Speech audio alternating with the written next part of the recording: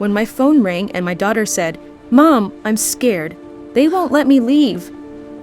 I had no idea I was about to face a mob of church women attacking a child. What they accused her of was disgusting. What they lied about afterward was worse. And what I did next ended their entire narrative. And before you judge what I did, you need to understand what they did first. I'm a 46-year-old mother with 2 daughters, 17 and 15, and last year their father died in an accident. We were in the middle of a divorce when it happened, a divorce that started for one reason and one reason only. My daughters discovered he was cheating. Not just cheating, but that he had fathered 2 baby boys with another woman. Shortly after, that woman also passed away, leaving those children orphaned. And somehow, my daughters became the villains. Since his death, my ex-in-laws, both in their late 70s, have made our lives miserable. They tried to take custody of my girls. That fight is still in court. They also tried to move into my home. That was never happening. Ever. My daughters barely speak to them now, and honestly, after everything that's been said and done, I don't blame them. They were the ones who uncovered the affair. They were the ones who watched their family collapse. They're in therapy trying to process trauma that no teenager should ever have to carry. Last weekend, we went to our local farmer's market. Fresh produce, homemade bread, chocolates, everything. It was special because it was my youngest daughter's birthday. Her party was planned for later in the month, so I gave her a small budget and told her to enjoy herself. Buy whatever she wanted. Chocolate, candy, sweets, total freedom.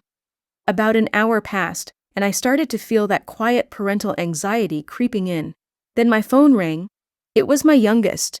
She was crying, barely able to speak. All she managed to say was, "Mom, some people have me cornered." I didn't think. I ran. When I reached her, my stomach dropped. 6 older women were standing in a tight circle around my 15-year-old daughter, loudly berating her. These weren't strangers. I recognized a few of them from my ex-in-law's church, the same church I used to attend years ago. They were calling her unchristian, telling her she was sinful, accusing her of being cruel for refusing to spend time with her grandparents. And then came the worst part. They told her she was heartless for not wanting to be a good big sister to her father's orphaned babies. Babies she never asked for. Babies that exist because of the affair that shattered her family. I stepped between them and my daughter immediately. I told my older girl to grab her sister's basket, pay for everything, and go straight to the car. Then I turned to the women, and I didn't hold back. They told me I was even worse, that I was refusing to obey my ex-in-laws like a good Christian wife should.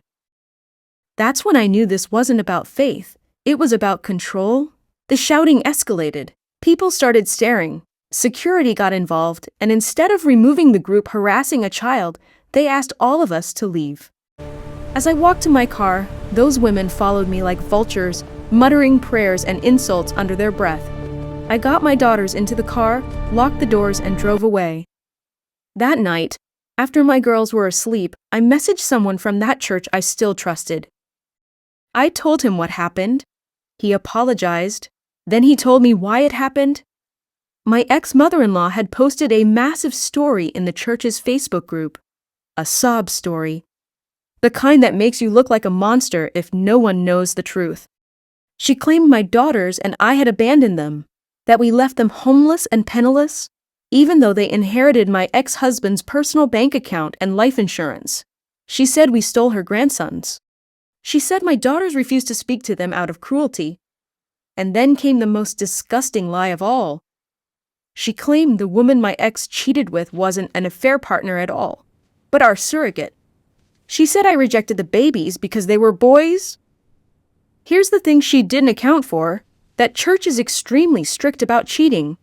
So she rewrote history, and I decided it was time to end the story because I had proof. Photos of my ex with his affair partner. Text messages, emails, confessions, both from him and from his parents, admitting they knew about the cheating and supported it. Messages from my ex-in-laws harassing me during the divorce.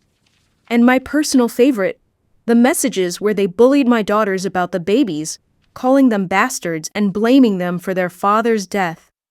One of those messages was sent just 2 days after he died. Since the divorce wasn't finalized when he passed, I had no legal consequences for releasing any of it. So the next morning I went to a print shop. I spared no expense. High-quality paper. Crystal clear images. I spent hours assembling personalized binders, carefully designed to look exactly like the little hymn packets the church hands out before service, and the very first page, a full-color photo of my ex making out with his affair partner in our living room. Faces clear, no confusion. Underneath, I labeled it plainly, his name and her name, a love story. Before Sunday service, I walked into the church, went to the back desk where the songbooks were kept, and quietly placed the binders among them. No one checks those. They didn't need to. The gossip exploded within hours. The church Facebook page turned into chaos. The insults aimed at my ex and his affair partner were so extreme the pastor had to step in just to keep things civil. People were furious at my ex-in-laws, not just for lying, but for abusing my daughters. Ironically, some still found a way to blame me for the divorce. Apparently, I failed in my duties after the shock and might return to the light someday, but even they agreed my ex and his mistress were beyond redemption. 2 apology letters arrived in the mail for my daughters. My ex-in-laws, they were shamed out of the church entirely. Now my ex-mother-in-law posts online about how alienated she feels, about how no one respects the elderly, about how her great son would have taken care of them if he were alive. With what money, I'll never know. I was the breadwinner. Some people think revenge is loud and messy. Sometimes it's just the truth, printed clearly, placed quietly, and left where it can't be ignored. And if protecting my daughters makes me the villain in someone else's story, I'll live with that.